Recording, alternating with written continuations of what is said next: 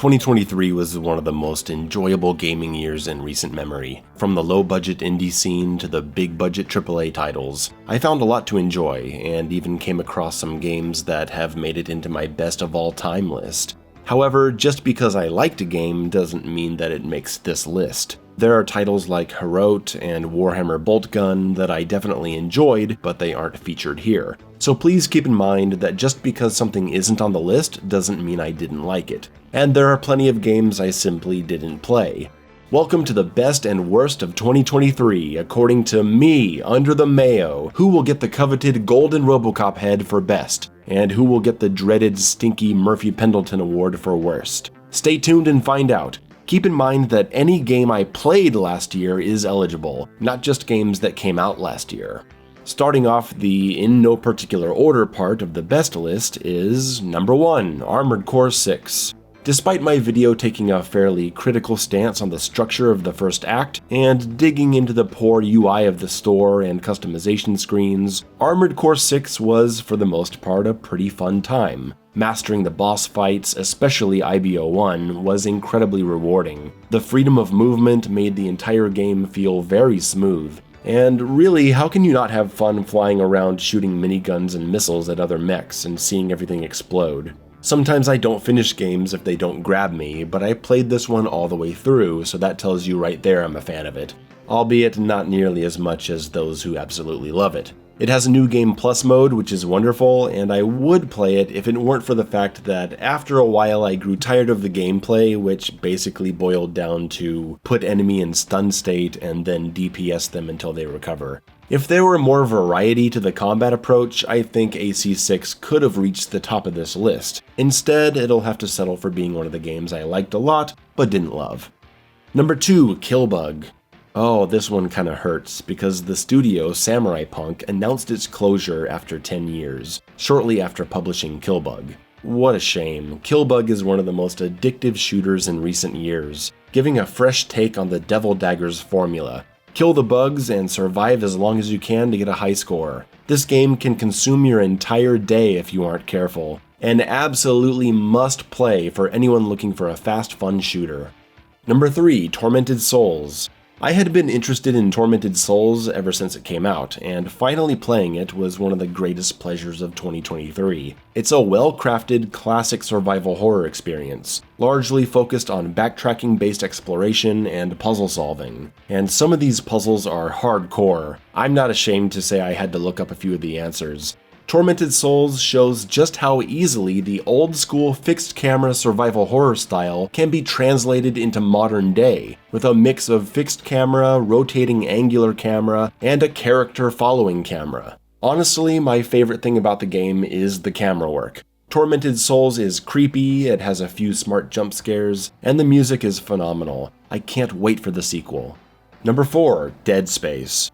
Oh man, this game was close to being Game of the Year material. So close. If only it had a higher difficulty setting and better PC performance. The occasional stuttering really is annoying, and I just don't enjoy replaying it without some kind of veteran difficulty setting. However, that first playthrough was incredible. The tweaks to combat and weapon balance make the Dead Space 1 gameplay loop closer to Dead Space 2's, which is wonderful. All the weapons have their place, enemies aren't easily stun-locked anymore, and there's just so much more you can do. It looks gorgeous, the gore is disgusting, and the way they randomize enemy ambushes as you backtrack means you always have to be ready to defend yourself.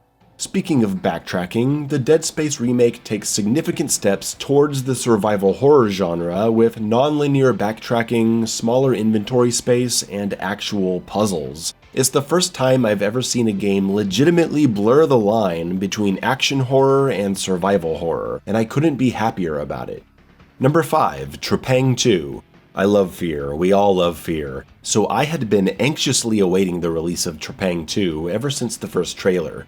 Finally, a game comes around that pays tribute to what Fear created almost 20 years ago. Jumping into Trepang 2 was a revelation. It captures so much of what made Fear great. You've got the office building environments, the faceless security forces with radio chatter, the melee attacks like jump kick and slide straight out of Fear, the assault rifle and submachine gun, and the exact same shotgun with exploding massive gore. You've got the slow motion ability, the paranormal aspect. You'd have to be literally insane to think this game wasn't extremely based on Fear.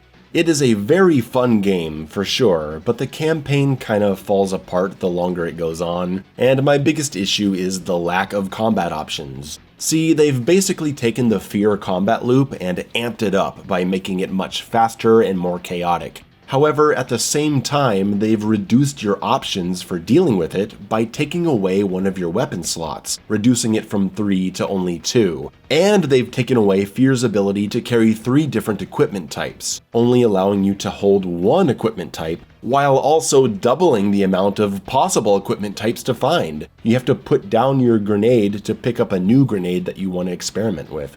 It just doesn't make sense to me. I mean, they allowed you to hold multiple equipment types in the demo version, but removed it for the final game? I don't get it. And you would think that my position on this would simply be met with fans saying, "Oh yeah, it would be pretty cool if you could hold another weapon and some more grenade types. That would be nice, but I still like the game a lot." You would think that would be their reaction. You wouldn't expect them to turn into utter fucking weirdos about it, which they definitely didn't do. Moving on. Number 6, RoboCop Rogue City. I love RoboCop. Over the years, my channel has become known for my RoboCop coverage, and I plan to do more. And Rogue City turned out to be the year's biggest surprise. I had low expectations going in, but it left me pretty happy. It's far from perfect, but when Rogue City is good, it's really good. The way they actually make you feel like RoboCop during combat is such an achievement. They weren't afraid of the character's limitations, instead leaning into them to craft a beautiful shooting gallery style of action that satisfies and impresses. There's plenty to criticize, from the acting to the camera work to the quest design, but I'll be damned if I didn't really enjoy this game. Being a huge RoboCop fan most certainly helps me ignore the game's faults, so take my praise with a grain of salt. I hope we get a sequel, and wouldn't it be great if interest in RoboCop got someone to make a new 2D side-scroller? RoboCop vs. Terminator remake, anyone?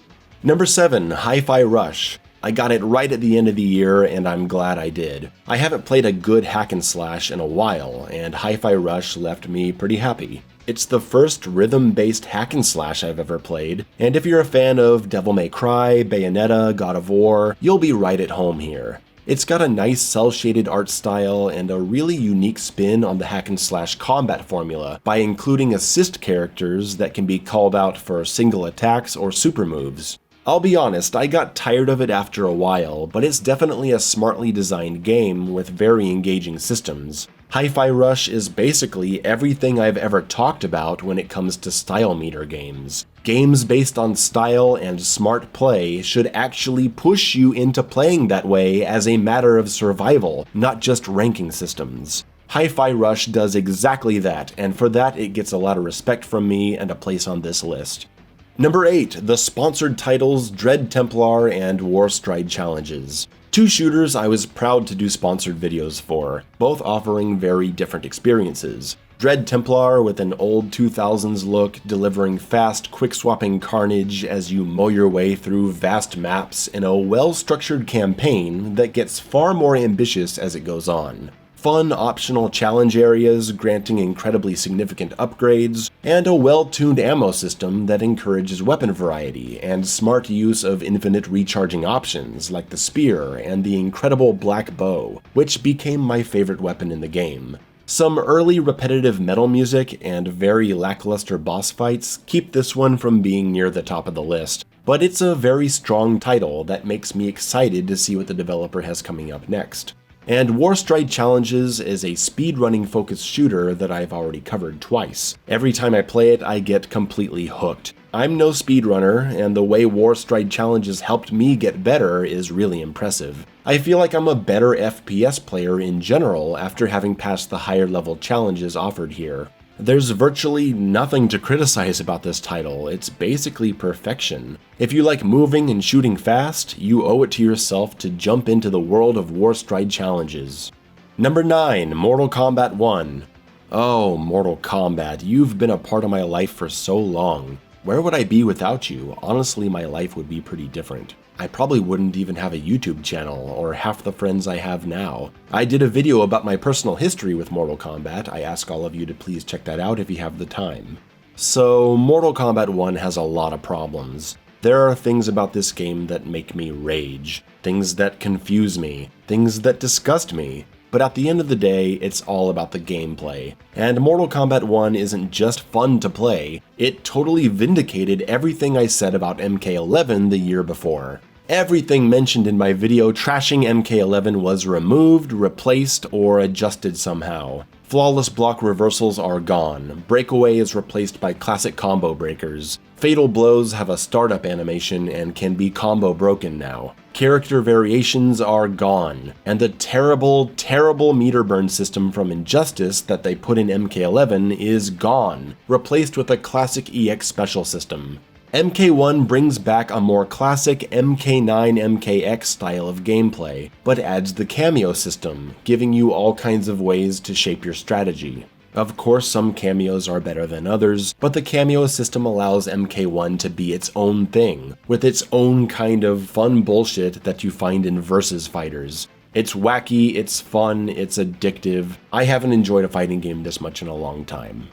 Number 10, Herald of Havoc. Herald of Havoc didn't impress me at first. In the starting level, the simplicity of it makes it feel like a game anyone could have just slapped together in a week with purchasable assets. But then you get the shotgun, and the lightning gun, and the magic starts to happen. On high difficulties, you have a lot more enemies to deal with, and the adrenaline starts to flow. There's so much carnage, it's hard to stop playing. If you're looking for something with a Quake 1 vibe, put this one on your list.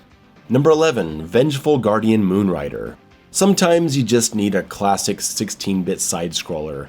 I never got around to finishing this one, but it's fun to throw on when you need something not too serious. Sci-fi world, awesome music, fast action, platforming and wall jumping. There's some horrific imagery here and there, and there's actually a good amount of gore when you kill enemies. The only real disappointment here was the lack of co-op. Number 12, Fury. Not a lot to say on this one, it's just a fun boss rush title, memorizing patterns. It's pretty fun, play it if you haven't. Okay, here we go, Mayo's top 5 games of 2023. What's gonna get the top spot? Place your bets now. Number 5, Fight and Rage. Man, when I get a good beat 'em up in my hands, the whole world disappears. Fight and Rage's combat system is close to perfection. Not quite perfection, that's reserved for Streets of Rage 4. But when I finally played Fight and Rage, originally released in 2017, I was blown away by just how much of Streets of Rage 4 I saw in it. I mean, Fight and Rage is obviously building on the foundation of the original Streets of Rage and Final Fight games, but then SOR 4 comes along and builds on Fight and Rage. The art style is cartoony, but not cutesy like Shredder's Revenge. Each character has unique abilities, and the enemies are deadly as hell. It has a really smart special move system where if your gauge is full, you get a free special. If it's not, it costs some of your life. And you can recharge your gauge instantly with a well-timed parry.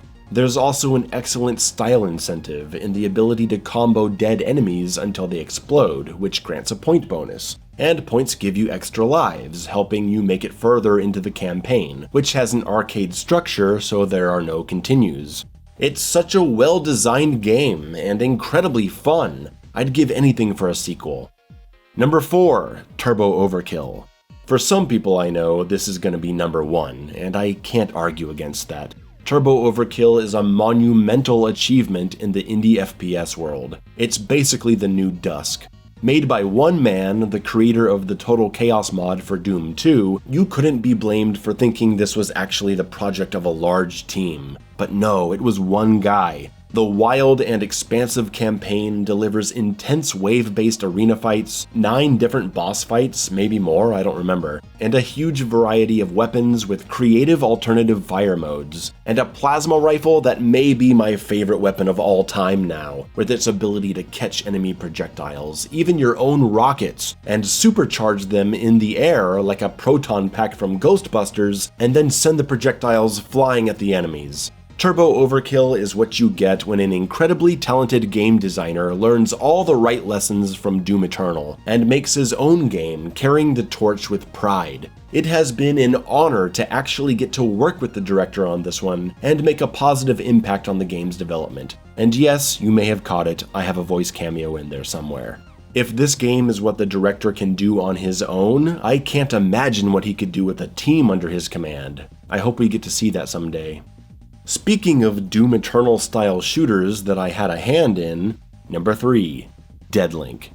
I honestly feel bad about not giving this game the number 1 spot. I really want to, I think I even said I would at some point. I think what Deadlink has done with the Doom Eternal style mobility resource management combat loop is groundbreaking.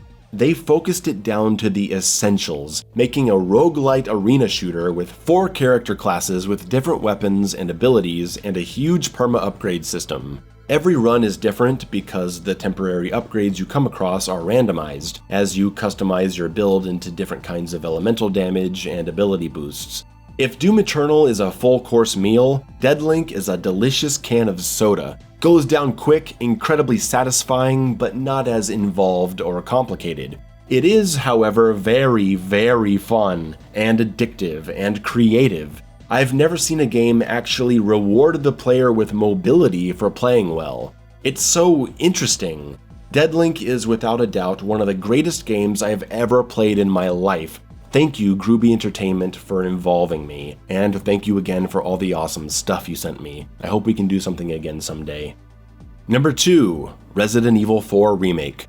At this point, I think most people are in agreement that Resident Evil 4 Remake is incredible. And as a gameplay-centric channel, that is what impressed me the most. The innovations made to the combat kept me coming back for more. The parry system with breakable knives, stealth kills, up-close high-damaging stabs, ducking under high attacks, the rebalancing of your arsenal, enemies not having a guaranteed stagger from a headshot, which puts more pressure on the other weapons to get the job done in high-pressure situations, enemies trying to flank you instead of just bunching up together, running around the map to cut you off, working together, setting down traps. It's so fine-tuned and engaging. You're always thinking about what to do next. Add on top of that an increased focus on resource management and less available inventory space due to the presence of crafting materials, and you've got a recipe for insanity. It's a far less exploitable game than the original RE4, which is why I ultimately like it so much more. Say what you want about changes in tone or character or appearance, the gameplay is a huge step up. The exploration is better, the map design is better, the backtracking is better, there are more optional quests and fun optional mini-boss fights. I couldn't believe how good RE4 Remake was. I did a 40-minute review on how much I loved it, while of course including my limited number of pointed criticisms. A remake of one of the greatest games ever made, itself becoming one of the greatest games ever made, and now in my personal top 5 Resident Evil games of all time. Well done, Resident Evil 4. If this is what we can expect from remakes going forward, if the lessons have been learned from the disastrous RE3 remake, then I welcome more Resident Evil remakes. As long as they're fun, I'm there.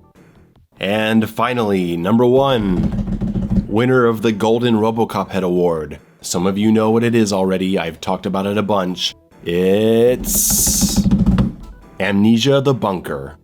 This game caught me completely off guard. I am in no way a fan of the Amnesia series. But with new creative lead Frederick Olsen in control, the series has made a major shift into the survival horror and immersive sim genres, creating a gameplay-centric experience that not only terrifies at every turn, but has the player always thinking about their next move, and improvising when their plan goes horribly awry. I've never played a horror game that has scared me 20 or 30 times and never felt cheap. And then every time I replay the game, it scares me all over again. The Stalker Monster's AI does a great job of surprising you, reacting to your behavior, almost never being scripted, and making you terrified to ever let the lights go out. I swear, walking around in the pitch black darkness, 2 bullets in the pistol, while bleeding out on the ground, attracting rats that make noise, I've never been so stressed out in my life, and I loved every second of it. I was between this and Resident Evil 4 for the best game of the year, but a free Halloween update that introduces like 24 gameplay modifiers to make the game harder or easier has given so much more replayability to the experience, and it sent this title over the edge for me. It's a game made with so much love, by people who truly believed in what they were doing. It's so good it makes me want to see other survival horror games use it as inspiration. The Bunker is the best game of 2023, and it is a survival horror game so good that it earns a spot in the highest tier of survival horror classics, where it is in very good company. Here to say a few words about winning my best game of 2023 is creative lead of Frictional Games, Frederick Olsen. Frederick, how does it feel for you and your team to win Game of the Year? Well, it feels great. All right. Okay, everyone, that was Frederick Olsen. What a champ! Sorry, we don't have much time. We got to get to the ad break.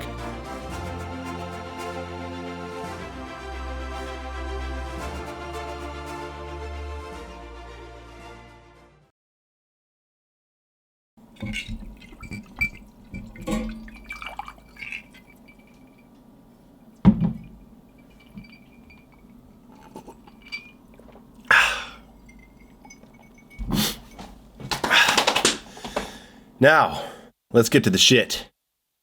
When making a worst of the year list, it's always been a much shorter list than the best of, and thank God, I would hate for the majority of what I played to be bad.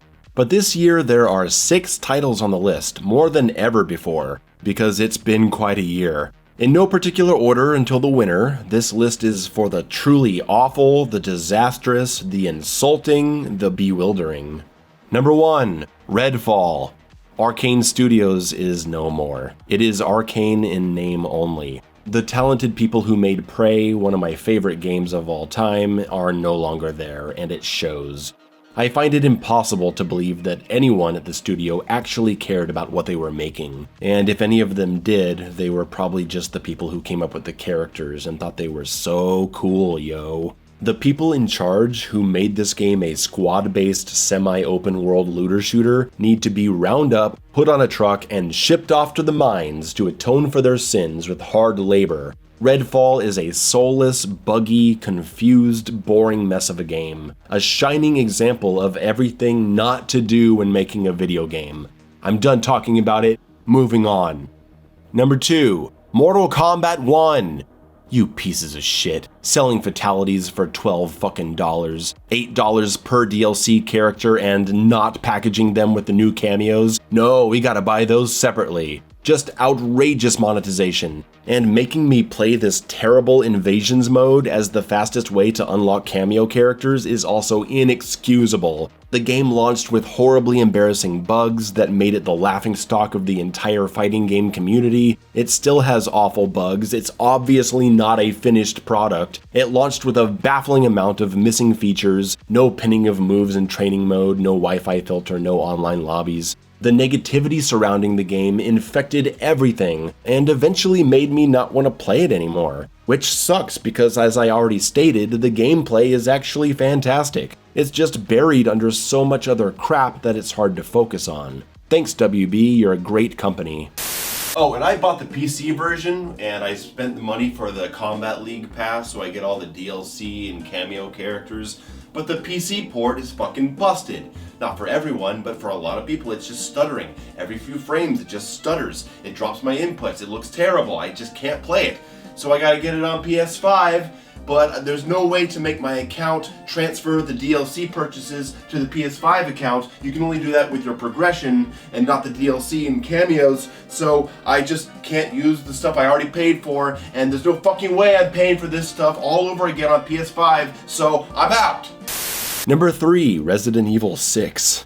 I played it for my first time last year. A lot of people know my channel for Resident Evil stuff, so RE6 has always been a request. Well, I finally did it, after a decade of avoiding it, and I wish I had continued to avoid it, because nearly every second was agony. I said nearly because yes, there are moments where it came together for me, here and there, but when it's bad, it's unbearable. And obnoxious. That's probably the best word to describe RE6, obnoxious. Like a buff 20-year-old dude who's constantly flexing, telling you to check out his muscles. I know this game has a lot of fans. I'm not saying you're wrong to like it. It's fine. I think everyone has at least one terrible game that they like, and it's okay. There are some games that I know are terrible, but I love for some reason. So I'm not judging, but RE6 is bad, and I will not apologize for saying it.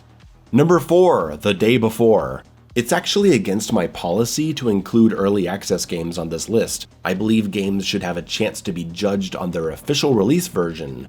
But the studio closed immediately after, so this is the game, and what a load of shit it is. I couldn't take more than an hour of it. It was so dull. Exiting the game from the camp section caused me to lose my weapon permanently, so I had to run around the city defenseless. Not that it mattered, because I only saw one zombie in 40 minutes. This game's failure is one for the history books. If you paid for it, I hope you're one of the 90,000 people that got a refund. Number 5, Atomic Heart. I forgot this game came out. It sucked. Watch my video on it. And number 6, the worst game of the year, winner of the Murphy Pendleton Award for awfulness. It's Starfield. Wait, Starfield? Really? Over Redfall? Over The Day Before? Why? Well, hold on, let me tuck myself up there. There's a lot to consider when just talking about objective problems that games have. But I also consider things like hype, development time, budget, promises. It's like when I talk about the worst movies I've ever seen.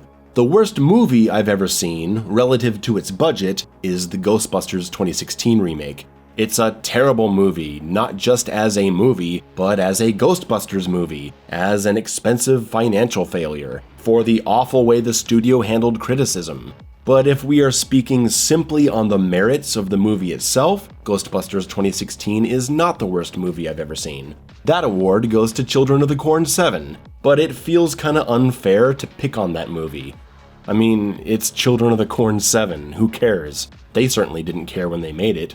So there's a lot of context to consider when evaluating these things, and I do tend to let my own personal emotions affect this list. That's why Resident Evil Village won Worst Game of the Year in 2021. Technically, it wasn't the worst game, but I was offended by it, and I think it's going to do really bad damage to the series going forward. That's why it wins. But at this point, I think I can safely say that Starfield, given what it had the potential to be, is the biggest failure of the year. No one thought that Redfall was going to be good after looking at it and finding out what it was going to be. However, millions of people thought Starfield was going to be the next greatest game ever, and oh lord, it is not. The character interactions are uninspired and unchoreographed. The guns feel wimpy. The enemy AI is atrocious, which makes all the combat suck. The main story missions are incredibly dull fetch quests. The side missions rarely introduce anything interesting. The stamina system has you constantly pausing to catch your breath while running through vast open spaces. The upgrade tree is locked off by tedious objectives. And worst of all, the planets you explore are largely just empty, uninteresting places. And you may say, well, that's realistic. Most planets in the universe would be empty. Yeah, but that's not exactly fun, is it? That's why I think it was a huge mistake to make Starfield this whole open galaxy exploration experience. If they had funneled it into a more linear adventure, they could have curated the experience much better. What's the point in being able to go to all these planets where nothing is happening? How about you just make it 6 or 7 planets and make them much denser? And while you're at it, why don't you put in any kind of vehicle so you can actually explore these worlds? That is hands down the most shocking omission from Starfield. No way to move around other than on foot? That's fucking crazy. And that's how you immediately identify the delusional fans of this game. No, I'm not saying all fans are delusional. People like Starfield, good for them. But the people who actually think Starfield doesn't need some kind of car or hovercraft to move around in, people who think it's actually good that you gotta run for miles on end, pausing to breathe, just to get to a waypoint for something that isn't interesting and now you gotta run somewhere else, they're crazy. I'm fucking shocked. I had no idea it could be this bad. Starfield is a bad experience that has stayed with me much longer than Redfall, or any other bad or disappointing game I played in 2023. And for that, it can take its Murphy Pendleton Award and blast itself out the airlock. Thank you for watching. These end of the year lists are always a blast to do. I'm Under the Mayo, and what is there to look forward to this year? Let me know what you're excited about in the comments, and make some recommendations. See ya!